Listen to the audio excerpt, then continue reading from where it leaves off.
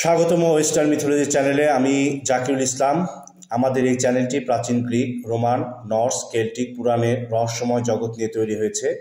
এখানে আপনি জানতে পারবেন সেই সব বীর, দেবতা এবং কিংবদন্তি চরিত্রের কাহিনী, যাদের গল্পগুলো যুগ যুগ ধরে মানব সভ্যতাকে প্রভাবিত করেছে। আজকে তেমনি একটি সভ্যতা সম্পর্কে জানবো, সেটি হচ্ছে প্রাচীন মধ্যপ্রাচ্য, মেসোপটেমিয়া বা ব্যাবিলন সভ্যতা।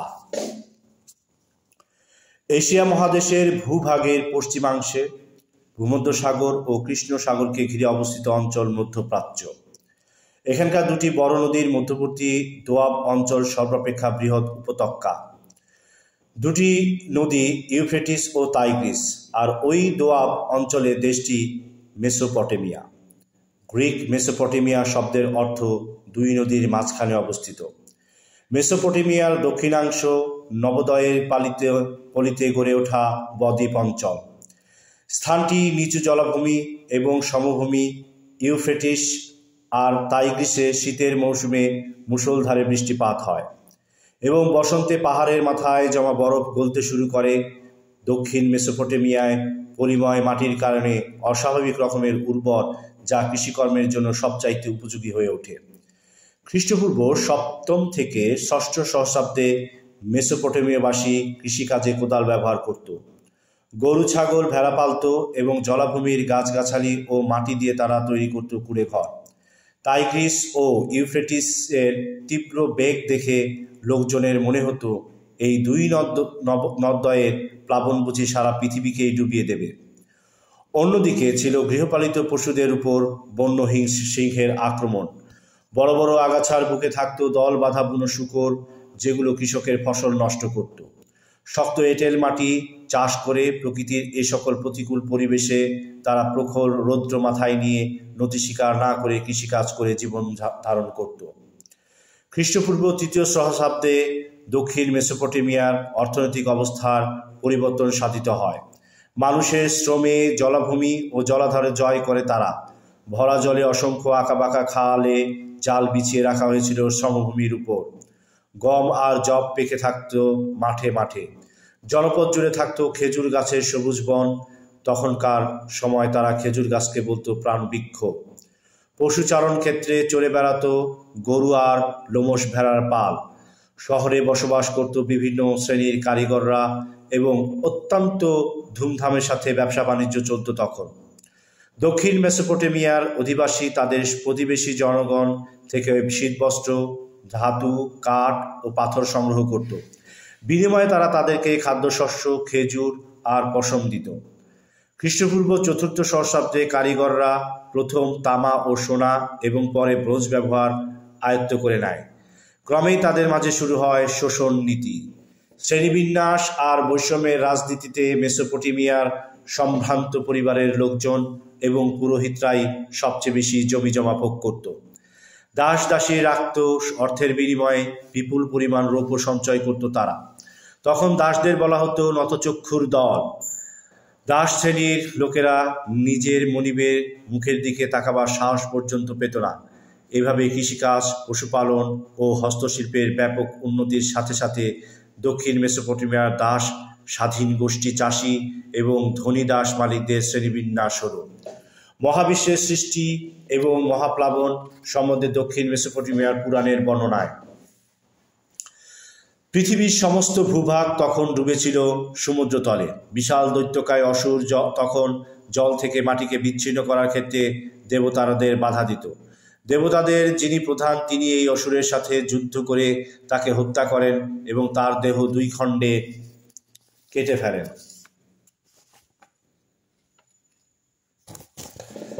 ইতিহাস খ্যাত বিশাল আকৃতির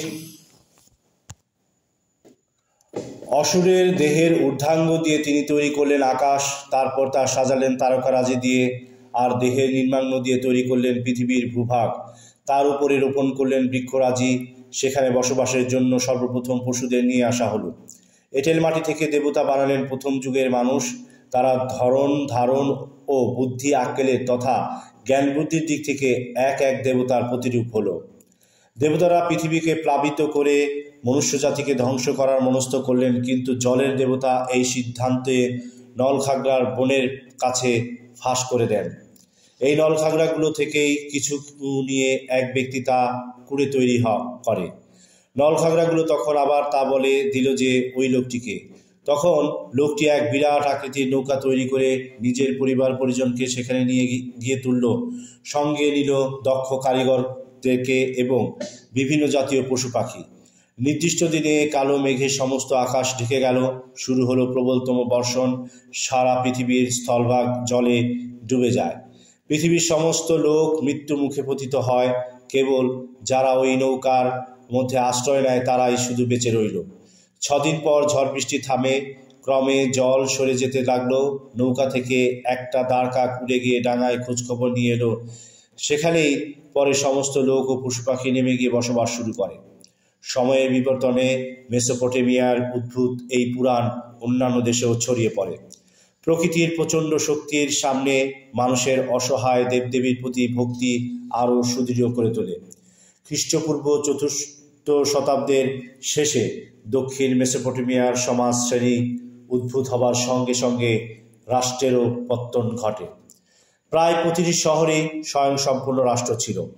সেনানী, প্রহরী, আমলা আর জল্লাদের সহায়তায় এইসব নগরী রাষ্ট্র দরিদ্র জনগণ ও দাসদের অত্যন্ত নির্দয়ভাবে শাসন করত।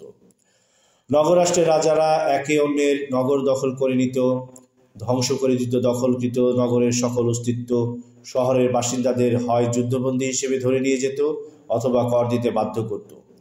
ইউফ্রেটিস নদীর তীরবর্তী এলাকা যেখানে টাইগ্রিস খুব কাছাকাছি এসে গেছে সেখানেই নগর গড়ে ওঠে। অত্যন্ত পরিকল্পিত ছিল এই নগর। চতুর্দিকে যোগাযোগ ব্যবস্থা ছিল ব্যাপক। এভাবে ক্রমান্বয়ে ব্যাবিলন মেসোপটেমিয়া সর্ববৃহৎ বাণিজ্যিক নগরীতে পরিণত হয় এবং একটি শক্তিশালী রাষ্ট্রের রাজধানী হয়ে দাঁড়ায়। নগরের কেন্দ্রস্থলে থাকত চারদিকে ঘেরা হাট বাজার। তার মধ্যে মালপত্র মজুত করার জন্য আড়ত ছিল। আর এই বাজারের পার্শ্ববর্তী এলাকায় থাকত বিভিন্ন শ্রেণীর কারিগর, মুটে, মাঝি মোল্লার হাট। খ্রিস্টপূর্ব 1992 থেকে 1750 পর্যন্ত ব্যাবিলন সাম্রাজ্যের সম্রাট ছিলেন হাম্মুরাবি নামক এক ব্যক্তি। ব্যাবিলনে প্রচুর ধন সম্পদ থাকায় সম্রাটের পক্ষে বিশাল সৈন্যবাহিনী গঠন সম্ভব হয়েছিল। মেসোপটেমিয়ার রাজাদের মধ্যে ঝগড়া বিবাদকে হাম্মুরাবি সুকৌশলে নিজের স্বার্থে ব্যবহার করেছিলেন। তিনি তাদের মধ্যে একটি সাথে বন্ধুত্ব পাতিয়ে জোট বেঁধে অন্য শত্রু নিয়ন্ত্রণ নগর রাষ্ট্র দখল করলেন। তারপর হাম্মুরাবি আকস্মিকভাবে নিজের সাম্প্রতিক মিত্রনগর রাষ্ট্রের উপর ঝাঁপিয়ে পড়ে তা গ্রাস করে নিলেন। এইভাবে ক্ষমতা ও কূটবুদ্ধির প্রয়োগ সমগ্র মেসোপটেমিয়া সম্রাট হাম্মুরাবির পদানত হল। ব্যাবিলনের সম্রাটের শাসনাধীনে এক শক্তিশালী সাম্রাজ্য গড়ে উঠল। হাম্মুরাবির আমলে আইন কানুনের অনুশাসন তৈরি করা হয়েছিল। ব্যাবিলন সাম্রাজ্যের সমস্ত জনসাধারণকে এই অনুশাসনের নির্দেশ বাধ্যতামূলকভাবে মেনে চলতে হতো। 20 শতাব্দীর প্রথম দিকে প্রত্নতত্ত্ববিদ কালো পাথরের একটি স্তম্ভ আবিষ্কার করেন যেটি আকৃতিতে মানুষের দেহের চেয়ে বেশি। তার উপরে হাম্মুরাবির অনুশাসন খোদিত ছিল এবং অনুশাসনের উপরিভাগ অঙ্কিত ছিল সম্রাটের মূর্তি।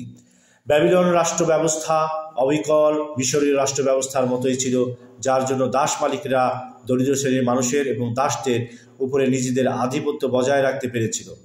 এই রাষ্ট্রটি ছিল দাস মালিকদের স্বার্থে, অর্থাৎ দাস মালিক অনুশাসিত রাষ্ট্র ছিল এটি। হাম্মুরাবির অনুশাসন থেকে সংগ্রহ। আমি হাম্মুরাবি, দেবগণ কর্তৃক নির্ধারিত নেতা, সম্রাটের মধ্যে সর্বপ্রথম সমগ্র ইউফ্রেটিস অঞ্চলের বিজয়ী।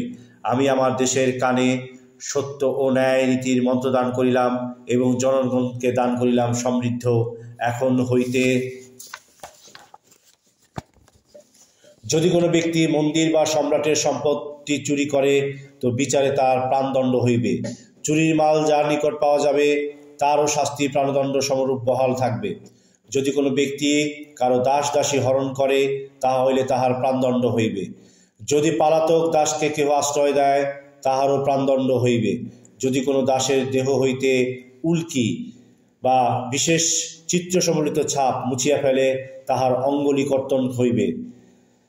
যদি কেহ অন্য কোনো ব্যক্তির দাসের মৃত্যুর কারণ হয় তবে তাহাকে ওই মৃত দাসের বিনিময়ে নিজের একজন দাস দিতে বাধ্য থাকিবে। যদি কেহ ঋণজালে আবদ্ধ থাকে তাহা হইলে তাহার স্ত্রী, পুত্র ও কন্যা 3 বৎসর দাস দাসীর জীবনযাপন করিতে বাধ্য থাকিবে। যদি কেহ নিজের সমতুল্য কোনো ব্যক্তির গণ্ডদেশে আঘাত করে, তবে তাহার জন্য তাহাকে জরিমানা দিতে হইবে। যদি কেহ নিজ উচ্চ শ্রেণীর ব্যক্তির অর্থাৎ উচ্চপদস্থ ব্যক্তি বা পুরোহিত গণ্ডদেশে আঘাত করে, তবে তাহাকে গোচর্ম নির্মিত চাবিক দ্বারা 60 বার বেত্রাঘাত করা হইবে। অনুশাসনের শেষে লেখা ছিল, আমি হাম্মুরাবি ন্যায়নিষ্ঠ সম্রাট সূর্যদেবের নিকট হইতে এই আইনাবলী পেয়েছি। আমার বচন অপূর্ব সুন্দর, আমার কর্ম তুলনারহিত। খ্রিস্টপূর্ব 2য় সহস্রাব্দের শেষ দিক থেকে খ্রিস্টপূর্ব 1ম শতাব্দের শুরুতে মধ্যপ্রাচ্যে লৌহের ব্যবহার প্রচলিত হয়। লৌহ নির্মিত শ্রম হাতিয়ার ব্যবহার করায় নিজেদের শ্রমে কৃষক ও কারিগর পূর্বের চেয়ে আরও বেশি খাদ্যশস্য উৎপাদন করতে পেরেছিল। কৃষি ও হস্তশিল্পের উন্নতির সাথে সাথে দাসের প্রয়োজনীয়তা বেশি করে অনুভূত হতে লাগলো। দাসের সংখ্যা বেড়ে গেল ক্রমশ। খ্রিস্টস্টেপ ও পার্বত্য অঞ্চলে নতুন নতুন রাষ্ট্রের পত্তন হলো। রাশিয়ার ভূভাগ ট্রান্স-ককেশাস অঞ্চলে দেখা দিল প্রথম রাষ্ট্র উরাট্টু রাজ্য। কৃষি, পশুপালন ও হস্তশিল্প বিকশিত হয়ে ওঠার ফলে বাণিজ্যিক লেনদেন ব্যাপক প্রসার ঘটে।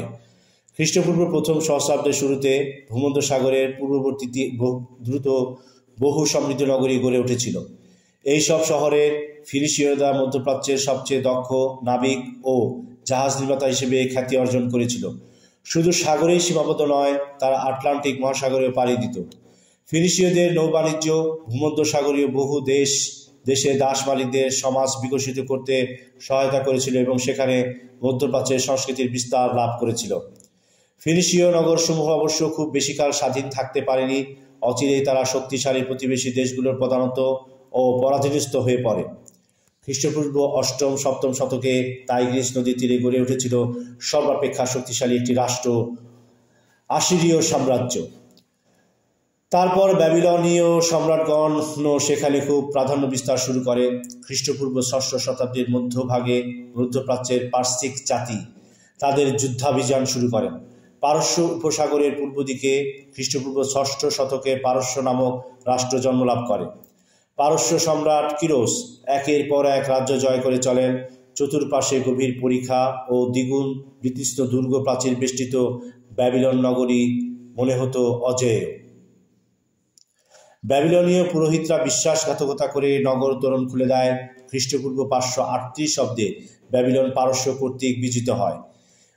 মধ্য এশিয়ার যুদ্ধাভিযান চলাকালে কিরোস শত্রু হস্তে নিহত হন। কিরোসের মৃত্যুর সাথে সাথে শক্তিশালী পারস্য বাহিনী মিশরের উপর আক্রমণ চালায়। ফারাওনের সৈন্যদল একাংশ তার প্রতি বিশ্বাসঘাতকতা করে এবং পরিশেষে মিশরীয় সৈন্যবাহিনী ছিন্ন ভিন্ন হয়ে যায়। খ্রিস্টপূর্ব 525 অব্দে পার্সীয়রা মিশর জয় করে। খ্রিস্টপূর্ব 5ম শতকের প্রারম্ভে পারস্য সাম্রাজ্যের রাজা হন দারিউস। পারস্য সাম্রাজ্য আয়তন ও শক্তিতে বিরাট আকারে ধারণ করে। মিশর থেকে সিন্ধু নদ পর্যন্ত তার ক্ষমতা বিস্তৃত হয়েছিল। সম্রাট বিশাল অঙ্কের খাজনা দিতে এবং জওয়ানদেরকে সম্রাট সৈন্যদলে ভর্তি করাতে বাধ্যও থাকত। বিজিত দেশের জনগণ খাজনা আদায়ের পর শহর ও জনপদের চেহারা হতো শত্রু লুণ্ঠিত দেশের মতো। এর ফলে সম্রাটের কোষাগার ধন সম্পদে পূর্ণ হয়ে গিয়েছিল। রাজপ্রাসাদে মাটির নিচে অজস্র কক্ষগুলো ভরে গিয়েছিল সোনায়। বিজিত রাষ্ট্রের জনগণের মধ্যে সম্রাটের বিরুদ্ধে প্রায়শই অভ্যুত্থান ঘটত। সম্রাট বিজিত তার প্রতাপ অতি কষ্টে অক্ষুণ্ণ রাখত। মেসোপটেমিয়ার বিস্তীর্ণ সমতল ভূমিতে একই ধরনের উঁচু টিলার দিকে প্রত্নতত্ত্ববিদের দৃষ্টি পড়েছিল 19 শতকের মাঝামাঝি সময়। শুরু হয় খনন কার্য। মৃত্তিকার বিভিন্ন স্তরে তারা প্রাসাদ, মন্দির ও দুর্গসহ বিভিন্ন শহরের ধ্বংসাবশেষ খুঁজে পান। খনন কার্যের ফলে যে শহরটি প্রথম আবিষ্কৃত হয় সেটি ছিল আশিরীয়দের। খ্রিস্টপূর্ব 7ম শতাব্দীর শেষ দিকে শত্রুর আক্রমণে পরাক্রমশালী আশিরীয় সাম্রাজ্য ধ্বংস হয়ে যায়। আশিরিয়ার শিল্পকলার মধ্যে প্রাচ্যে প্রত্নতাত্ত্বিক আবিষ্কারপ্রাপ্ত শিল্প নিদর্শনের মধ্যে সর্বাধিক বৈশিষ্ট্যমণ্ডিত হয় আশিরীয় স্মৃতিসৌধ। আশিরীয় সম্রাটদের রাজপ্রাসাদগুলো শহরের উঁচু জায়গায় তৈরি করা হতো। দাসদের দিয়ে কৃত্রিম পাহাড় তৈরি করে সেগুলোর উপরে প্রাসাদ নির্মিত হতো। প্রাসাদের চারদিকে ঘিরে থাকত দুর্গ প্রাচীর। প্রাচীরের দেয়াল মূর্তির ছবি অঙ্কিত থাকত। খোদাই করা প্রস্তর খণ্ডে মূর্তিগুলোর দেহে ষাঁড়ের পিঠের উপরে দুটি ডানা আর মাথার অংশটুকু ছিল মানুষের। আসিরিয়ার রাজধানী নিনেভে খননের ফলে প্রত্নতত্ত্ববিদগণ সেখানকার প্রাসাদের সম্পূর্ণ একটি গ্রন্থাগার আবিষ্কার করেন। সেখানে প্রায় 20,000 গ্রন্থ সংরক্ষিত হয়েছিল।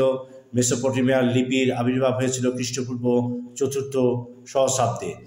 এখানে পাপিরাস ছিল না, যে কারণে মৃত্তিকা ফলকে তাদের লিখতে হয়েছিল। লিপির ক্রমবর্ধমান বিকাশে সর্বাধিক অবদান ছিল ফিনিশীয়দের। বাণিজ্যিক লেনদেনের কাজে হিসাব নিকাশের জন্য দ্রুত লিখন পদ্ধতি প্রয়োজনীয় হয়ে পড়েছিল, অথচ চিত্রলিপি কিলকলিপিতে লেখা বেশ জটিল। মিশরীয়দের অভিজ্ঞতা তখন কাজে লাগালো। ফিনিশীয়রা মিশরীয়দের কাছে চিত্রলিপি চিহ্ন তাতে শুধু শব্দই বোঝাতো না, এমনকি আলাদা আলাদা ধ্বনি পর্যন্ত বোঝাতো। একসময় ফিনিশীয়রা 22টি বর্ণমালা আবিষ্কার করলো এবং এক পর্যায়ে দ্রুত লেখার অভ্যাস প্রচলিত হলো। মধ্যপ্রাচ্যেও ঠিক মিশরের মতোই গড়ে উঠেছিল প্রাচীন সংস্কৃতি, উদ্ভব হয়েছিল লিপি, বিজ্ঞান, শিল্পকলা।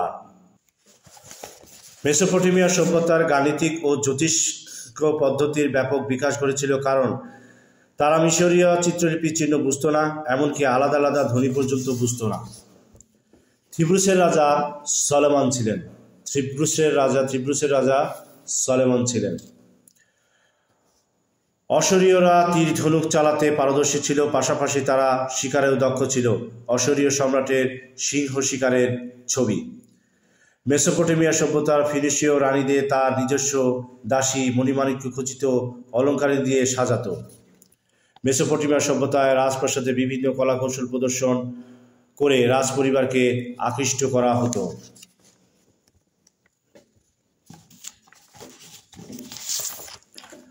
এই ধরনের আরও আকর্ষণীয় ভিডিও পেতে এখনই আমাদের চ্যানেলটিকে সাবস্ক্রাইব করুন। আপনাদের কোন ঘটনাটি পছন্দ হলো এবং কেন হলো কমেন্ট করে আমাদের জানান। যদি ভিডিওটি ভালো লাগে তাহলে একটি লাইক দিন এবং আপনার বন্ধুদের সাথে শেয়ার করুন।